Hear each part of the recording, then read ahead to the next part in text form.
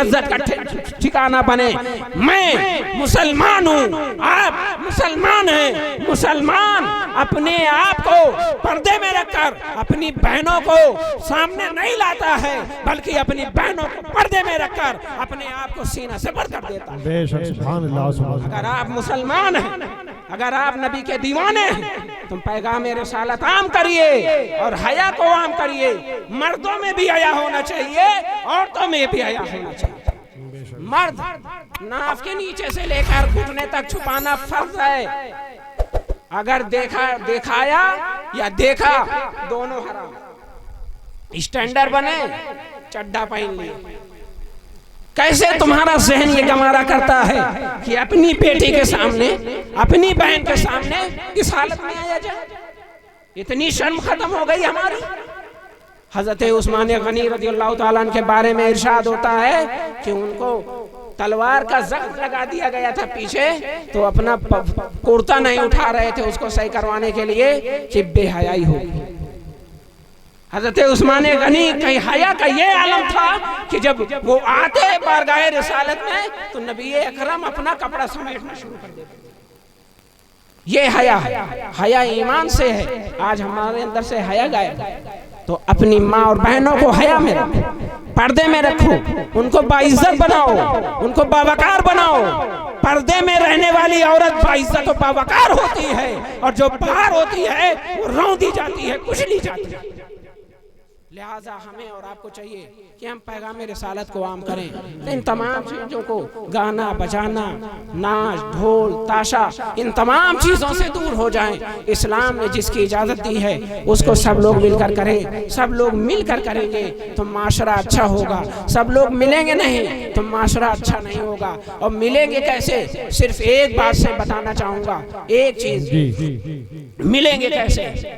नमाज है। नमाज में आप जाते हैं, नमाज में जब खड़े होते हैं तो क्या है? सफ़ें सीधी करिए, कदम से कदम मिला लीजिए, कंधे से कंधा मिला लीजिए।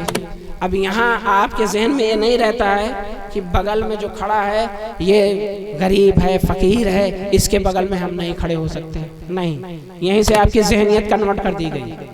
यहाँ ये सब नहीं चलेगा। बहुत प्यारी बात मुफ्ती साहब, माशाल्लाह। फर्स्ट, सेकेंड और थर्ड क्लास आप दूसरी जगह करिएगा। पैसे वाले अपनी कैटेगरी बांटें।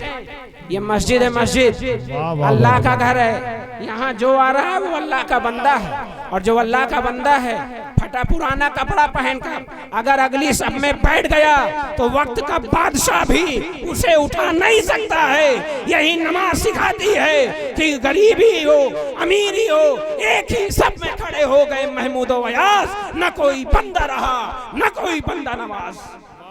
जिंदाबाद, जिंदाबाद। हमें सिखा रही है कि एक होना है। और कैसे एक होना है? एक घर में दो भाई रहते हैं, दोनों का नजरिया अलग है, दोनों की नीयत अलग है, दोनों की फिक्र अलग है, दोनों की सोच अलग है। लेकिन नमाज में एक घर के भाई नहीं, एक मोहल्ले के भाई, एक जिले के भाई, सब इकट्ठा हैं। किसी का नजरिया अलग नहीं है। सब खड़े हो गए एक लाइन में, चाहे जैसा कपड़ा हो, चाहे जैसी सूरत हो, चाहे जैसी जात हो। अब सब मुसलमान हैं और मुसलमान की हैसियत से खड़े हो गए। और फिर उसके बाद खड़े होने के बाद ये नहीं कि कोई दूसरा कुछ सोचे, कोई दूसरा करे, नहीं, सबकी एक नियत है। नियत की मैंने 2 रकअत नमाज फज्र वास्ते अल्लाह ताला के, पीछे इस इमाम के, मुंह मेरा काबा शरीफ की तरफ, जबान भी एक, नियत भी एक, इरादा भी एक, हैयत भी एक, तरीका भी एक साथ रुकू कर रहे हैं, एक साथ सजदा कर रहे हैं। और अपनी सबसे ऊंची चीज को, बदन का सबसे ऊंची चीज क्या है? नाक। कहते हैं ना, कोई अच्छा काम करता है तो हमारे बेटे ने मेरी नाक ऊंची कर दी, मेरी नाक रख ली। और अगर जलील का जिल्लत और रुसवाई वाला काम कर दे, मेरे बेटे ने मेरी नाक काट ली, मेरी नाक नीचे कर दी। बहन से, भाभी से, बेटी से अगर कोई ऐसी बात सजद हो जाए जो खिलाफ आदत हो, तो कहा जाएगा कि उसने मेरी नाक कटा दी। तो सबसे ऊंची और इज्जत वाली चीज नाक है। इंसान का गुरूर नाक। इंसान का घमंड ना, इंसान का तकब्बुर ना। जब नमाज में आया तो अपना गुरूर मिट्टी में मिला के कहता है सुभान रब्बियल आला, सुभान रब्बियल आला। मैं कुछ नहीं हूँ, मेरी नाक कुछ नहीं है, मेरी इज्जत कोई नहीं है। ऐ अल्लाह तू सबसे बड़ा है, तेरे लिए बाकी है, तू जिसे जो अता करे वही सब कुछ।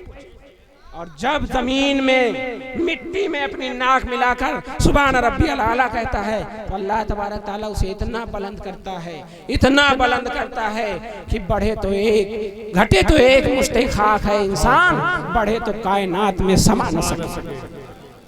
तो ये बराबरी का हक कैसे मिलेगा, समाज सुधार कैसे होगा, मुसलमान एक कैसे होंगे, नमाज पढ़ने से।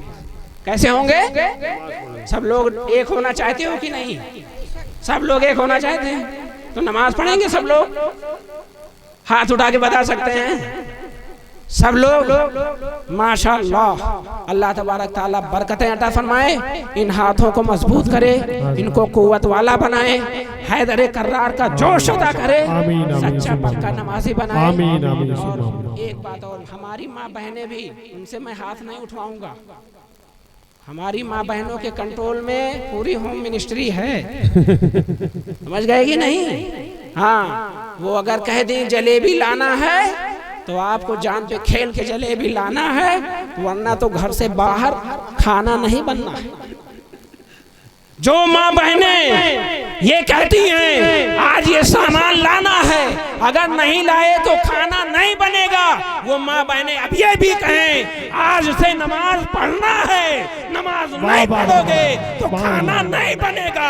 घर के मर्द भी नमाजी होंगे, घर की माँ बहनें भी। बेशक बेशक। नारे तकबीर, नारे रिसालत, पैगाम इस्लाम, हुजूर मुफ्ती साहब किबला, नारे तकबीर, नारे रिसालत। तो अब हमारी माँ और बहनें भी वादा करेंगी अपने दिल में, इंशाअल्लाह आज से हमारी नमाजें छूटेंगी नहीं। अगर आप नमाज पढ़ने लगी, आप कुरान पढ़ने लगी और अपने बच्चों की तरबियत करने लगी तो आपको किसी ताबीज़ की ज़रूरत नहीं है।